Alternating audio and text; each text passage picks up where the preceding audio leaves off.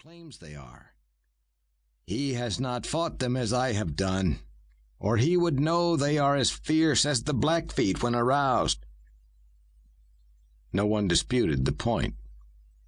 Rolling Thunder noted the unease in some of their eyes and said quickly, "There's no cause for worry. We came here to hunt, not to make war. Our wives need meat to dry and put aside before the cold comes and the snow begins to fall." He straightened and stretched. "So we will avoid the Shoshones, if at all possible.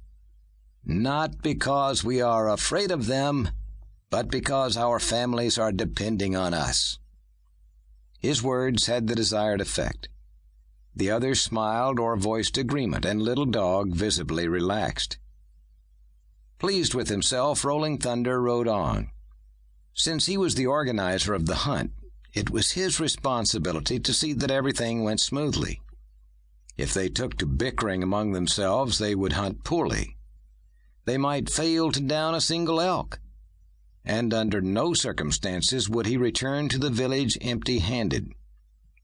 Those few who resented his standing in the tribe would whisper behind his back, perhaps spread a rumor that his medicine was gone. Rolling Thunder would let nothing tarnish his name. He took great pride in his accomplishments.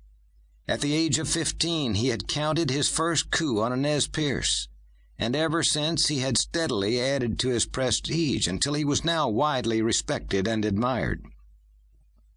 The old chief came to him regularly for advice. Seats of honor were his at the council sessions. He owned more horses than anyone else, and the beauty of his wives made him the envy of every man. After working so hard to get where he was, he would do whatever was needed to maintain his standing. Of equal importance in his decision to press on was the fact he always kept his word. He had promised his wives he would bring them elk meat, and he would not let them down. To his way of thinking, a man was no man at all if he could not provide for his loved ones, and he had a reputation for being an excellent provider. In order to guarantee success, Rolling Thunder had brought his friends to this region where the elk were known to be more numerous than practically anywhere else. It mattered little to him that the Shoshones also hunted here. His wits and his strength had seen him through more dangers than he cared to remember, and he was completely confident he would prevail if he encountered them. Once in the valley, Rolling Thunder stopped. "We must separate and search for sign. Little Dog and I will take the west side." "Stay alert," Walking Bear advised, hefting his lance. He angled to the east, Bobcat and Loud Talker tagging along. "We will call out if we find anything."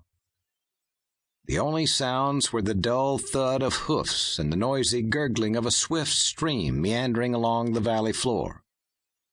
Rolling Thunder's keen dark eyes roved constantly over the ground. A skilled tracker, he sought evidence of a game trail. Where there was water, there was always wildlife. From past experience, he knew that any elk in the vicinity would bed down in the dense timber above during the day and come down to drink toward sunset. Being creatures of habit, the elk would use the same route again and again, so if he could find the trail, he could backtrack to where they were hiding. The morning sun climbed higher and higher. They were halfway along the valley when Little Dog addressed him.